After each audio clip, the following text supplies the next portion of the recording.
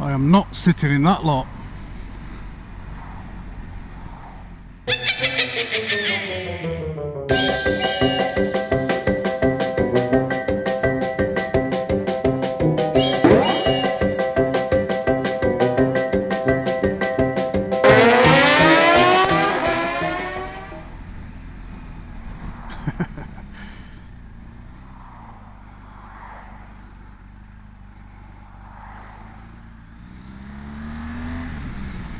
Right, good morning, good afternoon and good evening wherever you are. My name's Jay and welcome to the channel. Hope you can hear me alright. It's a bit windy and blustery on this top here, but it is dry. It's late on in the afternoon. It's a bit of a loose end, so I thought I'd just jump on the bike.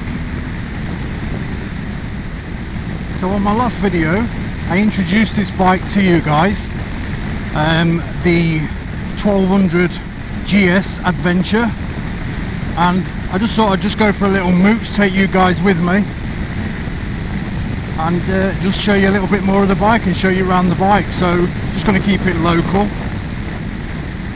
It's not very warm,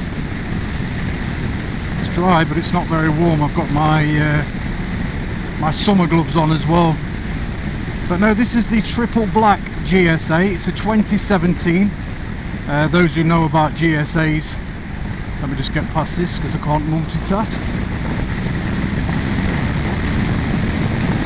Yeah, so those of you who don't know about GSAs, I think it was 18 onwards they had the TFT screen, which I'm not too bothered about. It would have been nice to have it, but I'm not too bothered about. I quite like the analogues.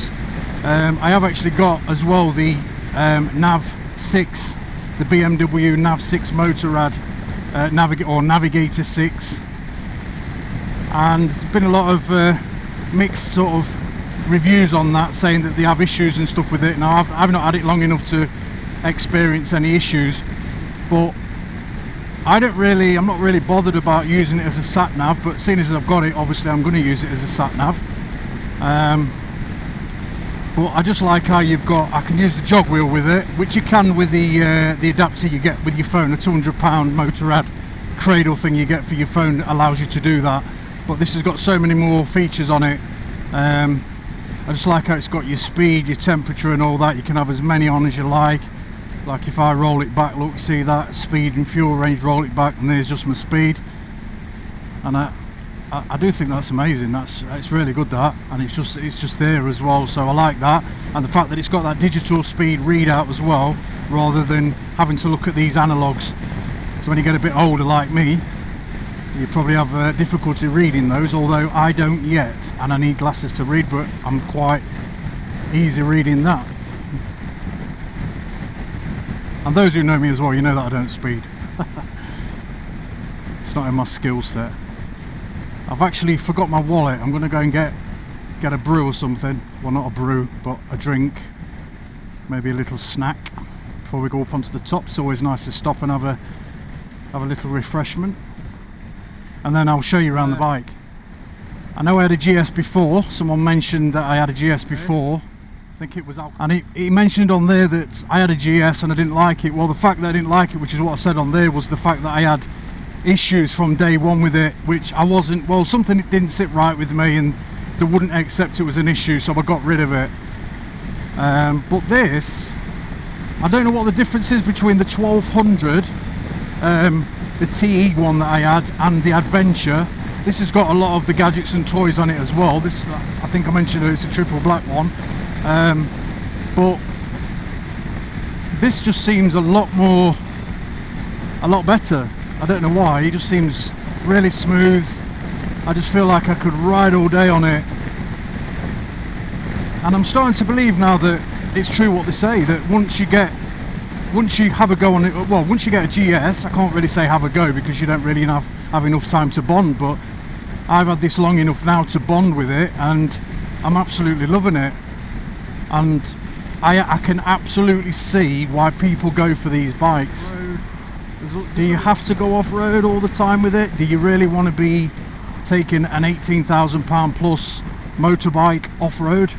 Especially the weight this is, which is I believe is about 1/4 of a ton, maybe just over, and it's wet weight. But apart from that, it doesn't feel like that weighty bike when you're riding it. It just feels so well balanced, and that's down to the Boxster engine, which sticks out the side again. It's a bit like Marmite, you either love it or you hate it. I did watch a video the other day, and he pointed out that the actual engine that pops out the side there on both sides, the one on the left here, it sits further forward, and now I know it's there and I look down, it's really bothering me, so I'm not going to look down at it anymore.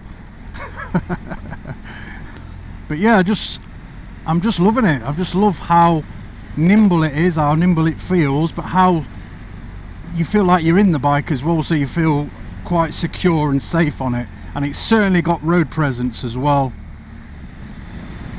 Now, the reason I got rid of the Ducati, absolutely love that bike, beautiful bike, but I just couldn't be doing with I think I mentioned on my last video, I just could not be doing with the anticipation of thinking, well, what's going to happen next. And I know they're all not, you can't brand them all the same, but a lot of reviews that I've seen, they say there's electrical issues with them, as there is with other bikes as well, and I get that. But for me, obviously it laid down that curse. Now, those who watch this channel, you'll know that I've had two Ducati Multistradas. I had the 2014 one, which broke down as I was coming back from Scotland, electrical issue, that was all the switching unit. And then the next one is I bought the DVT one, which was a bit newer, that was a 2017. Beautiful looking bike, loved everything about it, loved the way it rode, everything about it.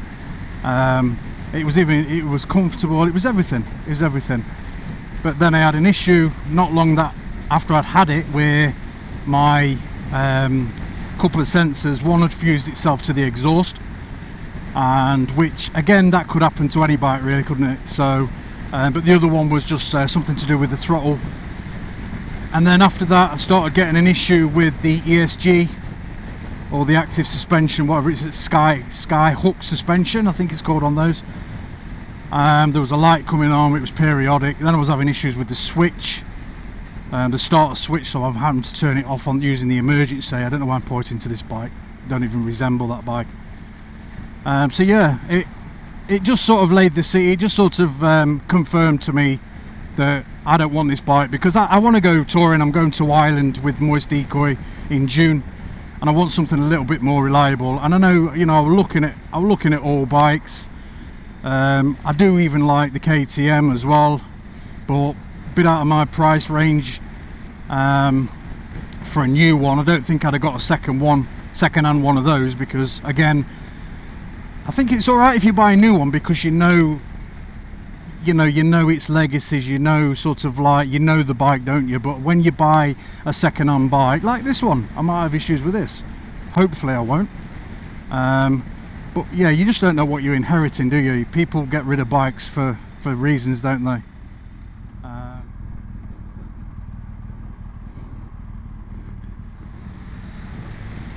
Right, so we have got some snap-arge. Stay there, buddy. That's the other thing about this as well, it's got really bright lights on the front, and I have actually got the spotlights on as well, so there's no excuse not to see me, is there? Right, let's go and find a place to sit and show you this bike.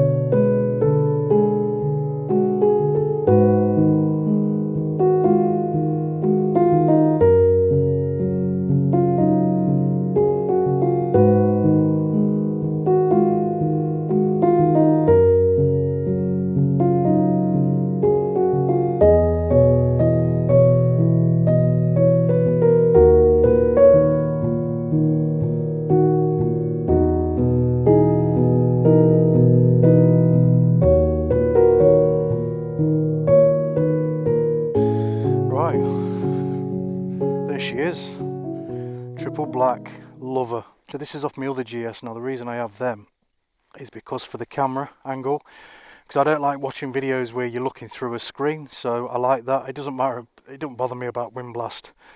I've just put this on. It's quite cheap actually, about 12 quid that, but it just protects the headlight. I wasn't going to be bothered because I thought, well, how many bikes have I had with the headlight goes, but I think they are very expensive on this. So it's got the spotlights on, it's got all the crash bars on.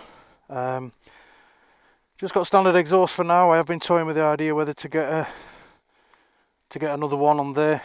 But yeah, that's just a standard exhaust. Spoke wheels. It's got the Trail Max tyres on as well, so you've got the bigger frontal wheel. Yeah, I love it. Love it. It came with this box as well. I thought it was like a carbon box, but it's actually been wrapped. But they haven't made a bad job of it, to be fair. It looks alright. But yeah, 2017. Full service history. I love it. Absolutely love it. I've even got my pannier racks on, so that I've bought some of that soft luggage that I can put on for Ireland. I'm not too keen on your big boxy luggage. The softer luggage is a little bit better, I think, because if it falls over, it protects stuff anyway. But we're not taking that much anyway to there. So yeah, there she is, my lovely R1200 triple black GS Adventure. Right, let's get back on the bike. So somebody's just pulled up there and they got out of the car and they asked me if I was in trouble because I were looking around the bike with my camera. Well, some nice people left, aren't they? But no, just enjoying it. But it's nice to know that somebody would stop if they thought, you know, if I genuinely was in trouble, like to go on.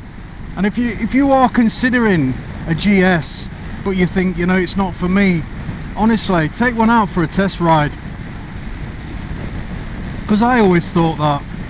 I thought massive lump of a bike, but it doesn't feel like it when you're on it. And I know it's not got probably the thrill factor as like my Ducati did and things like that. But it's nice. It's nice in its own ways. Each bike, it's got its own characteristics and its own way of providing pleasure to the rider. But yeah, absolutely love it. Again. So that's it, guys. Wasn't a very long video. Hope you've enjoyed it. Just wanted to show you and introduce you to the bike, really. Like I say, it's not a new bike. It's not a review, if you like. It's really more of my impression of the bike. I've shown you around it and I've talked about it a little bit. And that's it. That's all this video was intended to. So I hope you've got out of it what you wanted to get out of it. But remember, guys, don't matter where you are, what you ride and who you are, every day is an adventure. Crazy Act.